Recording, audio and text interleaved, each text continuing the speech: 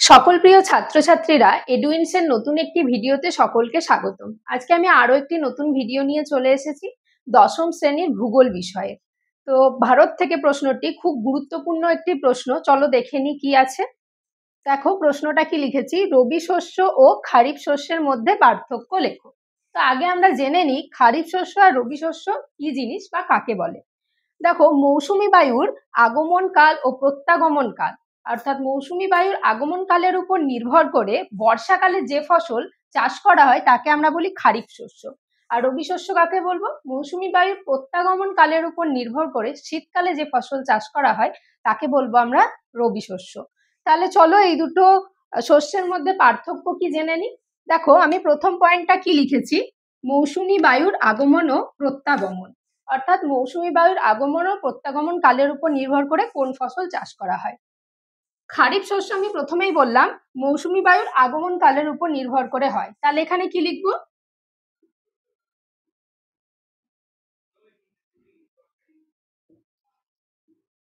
মৌসুমী বায়ুর আগমন কালের উপর নির্ভর করে চাষ করা হয়। ঠিক একইভাবে ওই পাশে কি লিখবো, মৌসুমী বায়ুর প্রত্যাগমন কালের উপর নির্ভর করে চাষ করা হয়।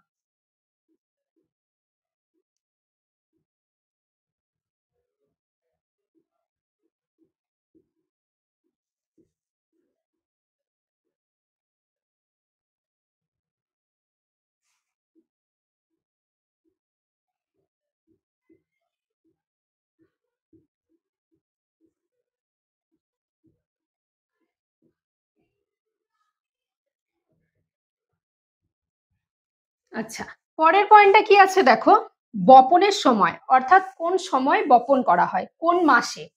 তাহলে আমাদের খারিফ শস্য কোন মাসে বপন করা হয়, জুন জুলাই মাসে। কি লিখবো এখানে দেখো, জুন জুলাই মাসে বপন করা হয়। ঠিক একইভাবে রবি শস্য কোন মাসে বপন করা হয়, দেখো অক্টোবর নভেম্বর। এখানে লিখবো অক্টোবর ও নভেম্বর। পরের পয়েন্টটা দেখো, ফসল কাটার সময়। এই মাসে তো বপন করা হলো, তাহলে ফসলটা কাটা হবে কোন মাসে, খারিফ শস্য কাটা হবে দেখো নভেম্বর ও ডিসেম্বরে। নভেম্বর ও ডিসেম্বর এই দুটো মাসে কিন্তু এই ফসলটা কাটা হয়। ঠিক একইভাবে রবি শস্য কাটা হয় ফেব্রুয়ারি আর মার্চ মাসে।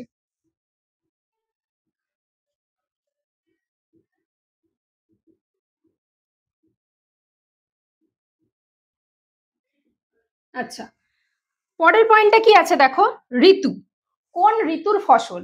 আগেই বলেছি আমি সংজ্ঞা বলার সময়, খারিফ শস্য হচ্ছে বর্ষাকালীন ফসল আর রবি শস্য শীতকালীন ফসল। তাহলে ঋতুতে কি লিখবো, বর্ষাকালীন ফসল। ঠিক একইভাবে রবি শস্যতে লিখবো শীতকালীন ফসল।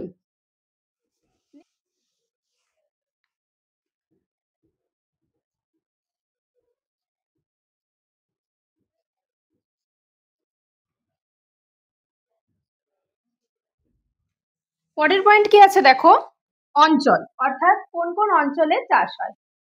খারিফ শস্য সারা ভারতবর্ষ জুড়ে চাষ হয়, তাহলে কি লিখবো, সারা ভারতে চাষ হয়। কিন্তু রবি শস্য সব জায়গায় চাষ হয় না, কেবলমাত্র সেচ সেবিত অঞ্চলেই চাষ হয়।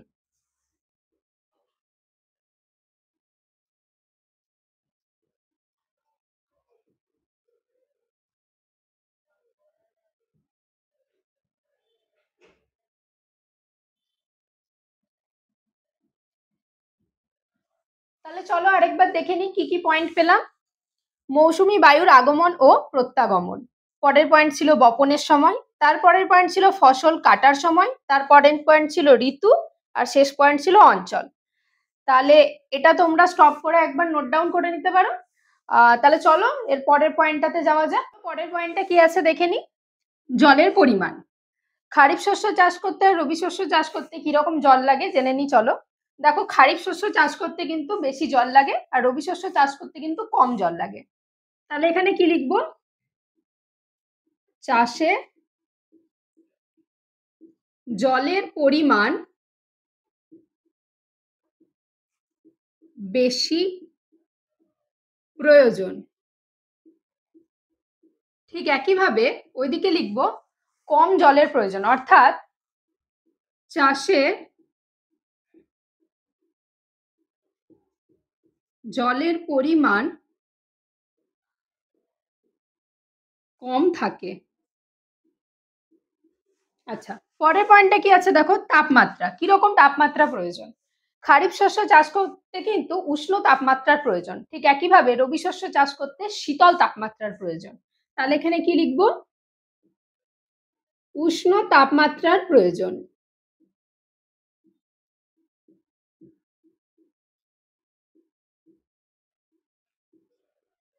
ঠিক একইভাবে ওদিকে লিখবো শীতল তাপমাত্রার প্রয়োজন।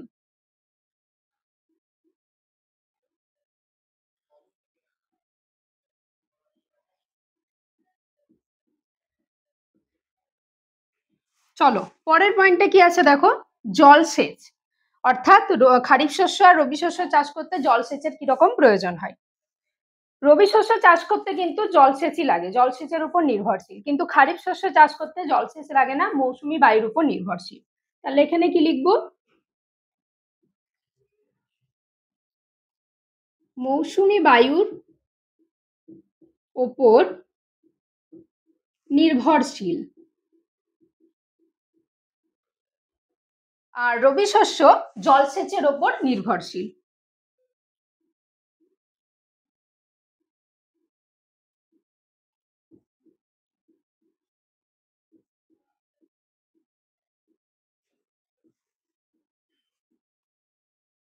চল পরের পয়েন্টটা কি আছে দেখে নি। উৎপাদনের নিশ্চয়তা।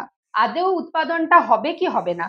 দেখো, খারিফ শস্যটা মৌসুমী বায়ুর উপরই কিন্তু নির্ভরশীল, তাই মৌসুমী বায়ুর খামখেয়ালিপনার জন্য কিন্তু অনেক সময় খারিফ শস্য ব্যাহত হতে পারে। কিন্তু রবি শস্য যেহেতু জলসেচের উপর নির্ভরশীল, তাই কিন্তু রবি শস্যের কোনো সমস্যা হয় না। তাহলে কি লিখবো? উৎপাদনের নিশ্চয়তাতে কি লিখবো?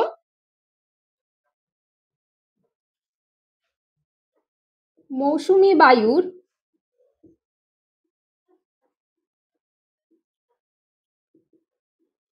খামখেয়ালিপনার জন্য চাষ ব্যাহত হতে পারে। ঠিক একইভাবে রবি শস্যতে লিখব জলসেচের ওপর নির্ভর করায়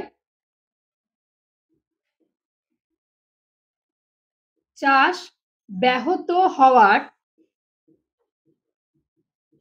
সম্ভাবনা থাকে না।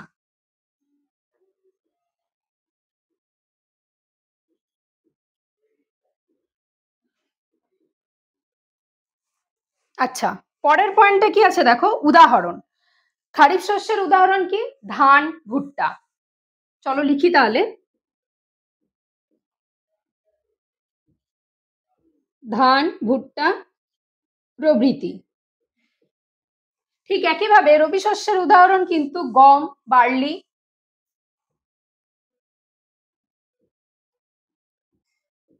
সরিষা প্রভৃতি। তাহলে আরেকবার দেখে নি কি কি পয়েন্ট পেলাম আমরা। জলের পরিমাণ, তাপমাত্রা, জলসেচ, উৎপাদনের নিশ্চয়তা, উদাহরণ। তোমরা কিন্তু ভিডিওটা স্টপ করে নোট ডাউন করে নিতে পারো, ঠিক আছে? তো আজকের আলোচনার মাধ্যমে আমরা জেনে নিলাম রবি শস্য আর খারিফ শস্যের মধ্যে পার্থক্য। কেমন লাগলো ভিডিওটা অবশ্যই জানিও। আর ভারত থেকে কোনো প্রশ্ন যদি থেকে থাকে তোমরা কমেন্টের মাধ্যমে জানিও, আমরা তার আলোচনা নিয়ে পরের ভিডিওতে আসবো।